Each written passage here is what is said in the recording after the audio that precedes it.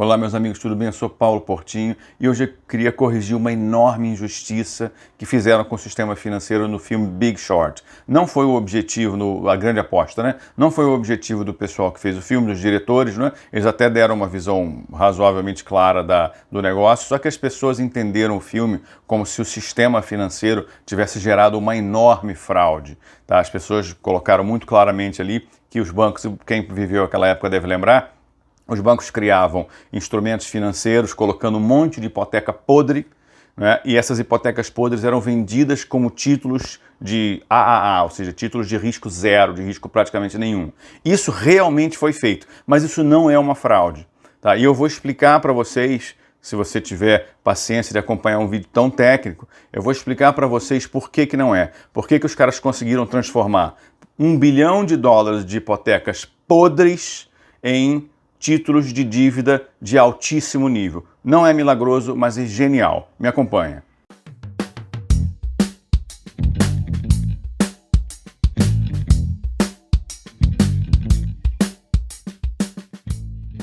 Então, pessoal, a gente vai trabalhar com dois instrumentos financeiros de ponta aqui, tá? O CDO e o CDS, Collateralized Debt Obligations e Credit Default Swap.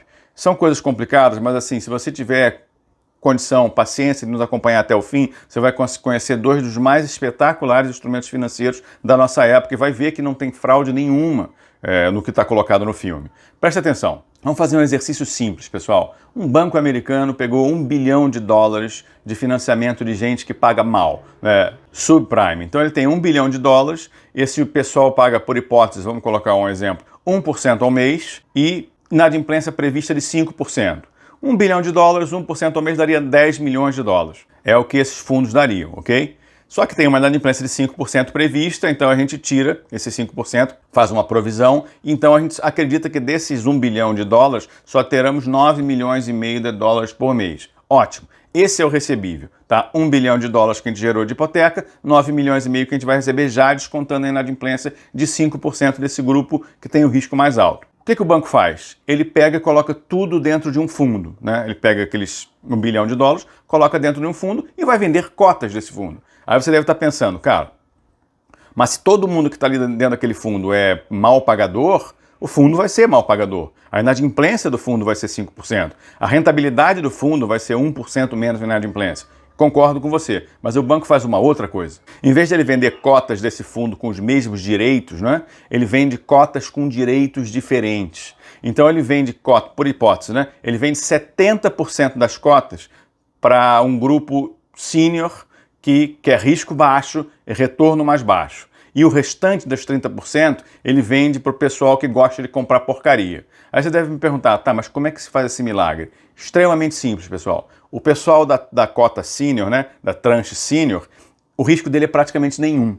Por quê? Porque ele recebe menos, ele recebe, por hipótese, 0,5%, mas ele tem prerrogativas, ele tem prioridades no recebimento. Ou seja, se for inadimplindo, né, se aumentar de 5% para 10%, para 15%, as cotas dele estão protegidas, né? Quem perde são as 30% cotas mais baratas que têm uma expectativa maior de retorno. Vamos colocar isso em uma planilhazinha para vocês entenderem melhor, que vai ficar super fácil. Só lembrando, eu tinha um recebível de $1 bilhão, tá, que me gerava 9,5 milhões por mês, por conta da inadimplência. Eu peguei esses recebíveis e transformei em um fundo. Desse fundo eu peguei 70% das cotas e dei prioridade no recebimento. Ela vai receber uma taxa menor, porque o risco é praticamente nenhum, né? E as cotas de baixo, as 30% mais baixas, ele vai receber se o cara pagar. Então, pessoal, aí você já vê como é que o banco consegue ganhar um dinheirinho a mais, tá? Ele pegou aquele fundo só com empréstimo subprime, ele deu $1 bilhão para as pessoas e as pessoas se comprometeram a pagar 9,5 milhões por mês. Ótimo.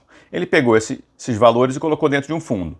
E ele vendeu cotas desse fundo, 70%, cotas sênior, com risco praticamente zero e com juro de 0,5%. Tá? E a cota equity, que é a cota de risco maior, ele vendeu 30% das cotas com uma rentabilidade de 1,7%. Aí você deve estar vendo aí que eu não cheguei a 1 bilhão, cheguei a 1 bilhão e 100. Ou seja, o banco na emissão, na estruturação, na securitização, o banco já coloca um ganho dele, que pode ser 10, pode ser 15, pode ser 20%. E ainda assim, vocês vão perceber que a estruturação de recebimento, de recebíveis que ele espera, ainda assim consegue cobrir numa boa as promessas de juros que foram feitas por esse fundo. Tá? Então, assim, aqueles 770 milhões de dólares que foram comprados na cota sênior vão receber de juros 0,5%. Ou seja, esse meu fundo precisa garantir para esses caras 3.850.000 dólares por mês. Ótimo. O pessoal da cota equity, se a inadimplência aumentar, se os caras pararem de pagar, eles vão sofrer primeiro. Tá? Então, 330 milhões de dólares que eles colocaram, eles vão ter uma rentabilidade espetacular, rentabilidade de junk mesmo, de porcaria, de 1,7%. Ou seja, então a minha promessa inicial de pagamento é pagar 3.850.000 para o grupo senior, que o risco é baixíssimo, e para o pessoal de equity eu pago 1,7%. No total, em tese, eu deveria pagar 9.460.000 reais para esse grupo de compradores das minhas cotas. E o que acontece, pessoal, se a inadimplência dobrar, por exemplo? Olha os exemplos que eu dou aqui. Se a inadimplência for a 10%, a gente vai esperar receber apenas 9 milhões de dólares, não vamos receber 9 milhões e meio. Beleza, vai sobrar quanto para o pessoal do equity? 5 milhões e 100. Deveria ser 5.610, mas sobra só 5.150. 5.150. Qual é a taxa deles? 1,56. E se a inadimplência for a 20%? Ainda assim, eles vão receber 4 milhões e 150, porque é o que sobrou, né? A gente vai receber só 8 milhões, não vai receber mais os 9 milhões e meio iniciais. E ainda assim, eles têm uma rentabilidade de 1,26%. Isso aqui, pessoal, que foi tratado no filme nem tanto, mas as pessoas entenderam como uma enorme fraude do sistema financeiro, não é fraude, é um crédito securitizado. Tá? Realmente as pessoas que estão na cota sênior não têm risco. E qual foi a grande vantagem disso? Por que isso deu tanto dinheiro e foi espalhado no mundo inteiro? Porque como vocês devem ter percebido aí que a chance de uma cota sênior não receber é só se a inadimplência disparar demais, né? Mas os fundos de pensão que nunca poderiam comprar um título CCC, BBB, só poderiam comprar um título de classe A, de risco baixíssimo e com uma rentabilidade razoável, os fundos de pensão podiam comprar essas tranches. Então isso fez com que a gente conseguisse, que os americanos conseguissem espalhar esses fundos no mundo inteiro, essas cotas de fundo no mundo inteiro, risco baixíssimo, rentabilidade excelente, tá? E também ajudava o pessoal que gostava de junk, né? O pessoal que gosta de investir em high yield, que a gente chama, né? De altíssimo retorno e altíssimo risco. Então isso foi um fenômeno no mercado. E por que foi um fenômeno no mercado? Porque ele efetivamente, com uma ideia jurídica, né? Uma estruturação jurídica de direitos, né? Uma estruturação brilhante, conseguiu simplesmente gerar dinheiro quase que do nada, atender a investidores institucionais como fundos de pensão que querem ter uma rentabilidade maior e querem risco zero, atender o pessoal junk que gosta de high yield, tá certo? E que torce para que melhore a inadimplência, ele ganhe ainda mais dinheiro, porque ele poderia ganhar ainda mais dinheiro, tá certo? Numa hipótese como essa, e o próprio banco conseguiu vender essas hipotecas de 1 bilhão de dólares que ele emprestou para as pessoas por 1 bilhão e 100, 1 bilhão e 200. Aí o que o banco fazia com esse 1 bilhão e 100, 1 bilhão e 200? Emprestava para mais pessoas. Então foi um boom, porque o veículo é espetacular. Mas agora a gente precisa conhecer um outro veículo que eu vou tentar explicar da forma mais simples possível, que foi o que foi utilizado pelo personagem do Christian Bale no filme, que quase ninguém entendeu. Esse veículo é o Credit Default Swap. Eu vou dar um exemplo que talvez fique muito claro para as pessoas. Vamos supor que você é uma pessoa rica, etc., comprou por 20 mil reais o seu seguro-saúde anual, um seguro-saúde de 5 milhões de reais. Você é detentor daquela pólice, se você morrer, sua família vai receber 5 milhões de reais. Legal? Agora suponha que você recebeu uma notícia de que você está com uma doença e você precisa fazer uma cirurgia urgente. Você comprou o seu seguro, 6 meses depois você recebeu essa notícia, você tem que entrar na sala de operação e no máximo uma semana. Sua chance nessa operação de sobreviver é de 50%. 50% você vai ficar bem, 50% você não vai conseguir, não vai sobreviver. Beleza? Quanto vale essa pólice? Você era uma pessoa saudável, normal, não sabia de nada. Comprou por 20 mil reais uma pólice que te dá 5 milhões de reais. Você descobre que você vai ter que ir para uma operação que te dá 50% de chance de vida. Quanto vale esse seu bilhete? Quanto vale essa sua pólice? Você pagou 20 mil reais com risco baixíssimo. O risco disparou. Você acha que a seguradora te ofereceria quanto? 1 milhão, 1 milhão e meio? A seguradora faz uma conta de risco. tá? Ela simplesmente fala, ó, é melhor eu me arriscar a pagar 5 milhões ou eu pagar 1,5 milhão agora para o cara? Qual é a vantagem sua? Se você sobreviver, você vai pegar esse 1,5 milhão e vai gastar com sua família. O risco é você morrer e sua família, em vez de receber 5 milhões, receber 1,5 milhão, 2 milhões de reais. Tá? Mas o que é a única coisa que é inequívoca é que essa policy vale muito mais. E exatamente isso que é o CDS, o Credit Default Swap.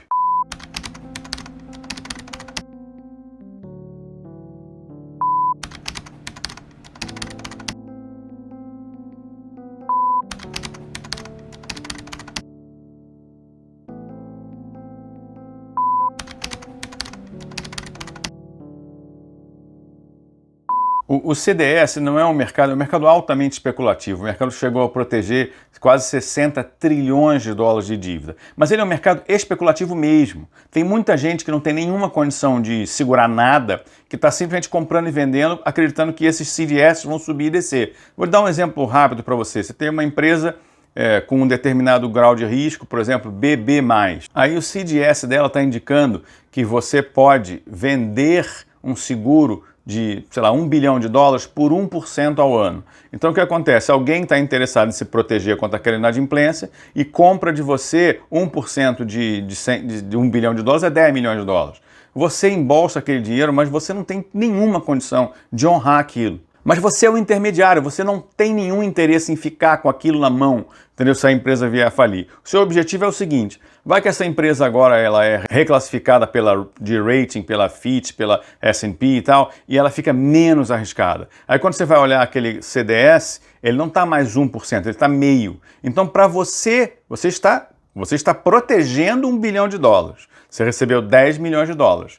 Agora, para você proteger os mesmos 1 bilhão de dólares, você só precisaria de 5 milhões de dólares, que é 0,5%. O que você faz? Você é especulador, embolsou 10 milhões de dólares, você compra o direito, ou seja, você está devendo uma proteção de 1 bi, compra uma proteção de 1 bi, o seu risco está zerado, você pagou 5 milhões de dólares, recebeu 10, você botou 5 milhões de dólares no bolso. Essa é a especulação. O que o Christian Bale fez no filme é diferente. Ele foi dentro de um banco, esse seguro não existia, ele criou um calhamaço de papel lá com os advogados do banco, dizendo, olha, eu quero pagar, por hipótese, 0,5% ao ano para você proteger, sei lá, 1 bilhão de dólares. O banco deu risada de orelha a orelha porque esse produto não existia. Por quê? Porque ninguém comprava esse seguro. Ninguém nunca apostou contra a quebra do sistema de mortgage americano, de hipoteca americano. Nunca. Aí o banco abriu um sorriso de orelha a orelha, está ganhando dele, se não me engano, 50 milhões de dólares por ano. Ele estava pagando para o banco, um banco gigante, segurá-lo. Quer dizer, se o negócio inadimplisse, se caísse, o Christian Bale ia receber, sei lá, 1 bilhão, 2 bilhões de dólares, dependendo do tamanho da coisa que ele tinha segurado.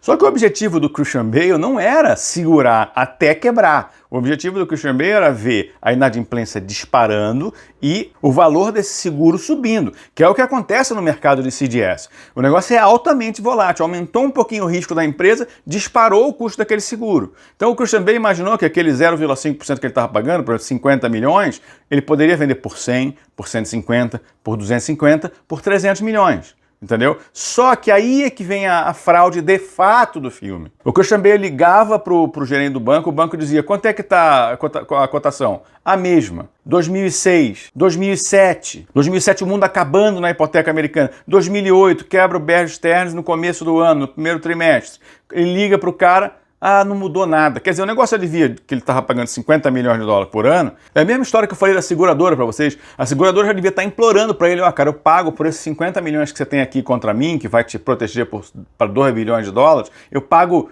500 milhões, eu pago 700 milhões de dólares. Entendeu? E você coloca esse dinheiro no bolso. O banco foi fraudando a informação. Quer dizer, o sistema é muito legal, mas o sistema sem o mecanismo de dar preço, né, de preço de mercado, quer dizer, o banco te dizendo qual é o preço, foi uma catástrofe. Tanto é que o Christian Bale, ele disse que o mercado americano estava disfuncional, estava vivendo numa fraude e ele fechou as retiradas.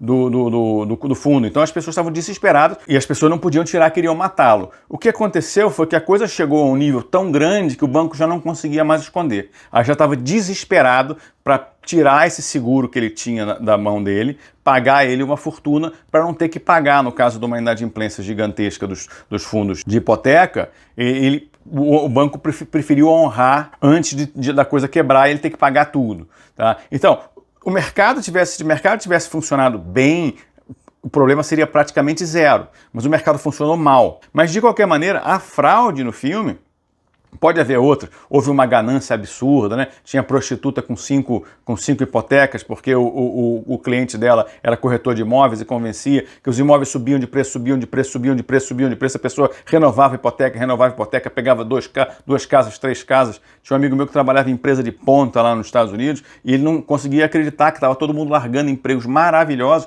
para virar corretor de imóveis naquela época, né? No final da década passada. Quer dizer, tem muita ganância, tem muita coisa errada, mas o que deu errado nisso aí, o que deu errado nesse negócio, foi que o banco deveria ter apressado a mercado esse seguro. Se ele tivesse feito isso, o Christian Bale teria saído talvez em 2007, talvez em 2008, e o mais importante, a enorme vantagem no mercado ativo de CDS, que é um mercado que te diz qual é o seu risco, é que a gente consegue ver o risco antes dele explodir, né? Então, se existisse um mercado ativo para essas proteções que o Christian Bale criou, na verdade foi ele que criou, nós teríamos visto o mercado americano disparar a inadimplência, disparar o risco e não precisaria ter explodido como explodiu em 2008. Tá? Fica essa, se você puder rever o filme, né? The Big Short, acho que short em inglês significa vender a descoberto, mas nesse caso acho que faz mais sentido a gente imaginar que ele se protegeu para uma coisa que ele não tinha, né? Quando ele comprou um seguro de vida para um terceiro. Né? Se o terceiro morrer, ele recebe. E, de certa forma, a vida não é dele. Então, é como comprar a descoberto. Não sei se foi exatamente a intenção das pessoas do filme. Mas se você rever o filme, você vai, com essa visão agora, você vai ver que, assim, há muito problema, muita ganância, mas o sistema financeiro agiu como devia agir, exceto na precificação do risco. Que aí o banco ligava para ele e dizia, não, tá tudo bem, e aí deu o que deu, né?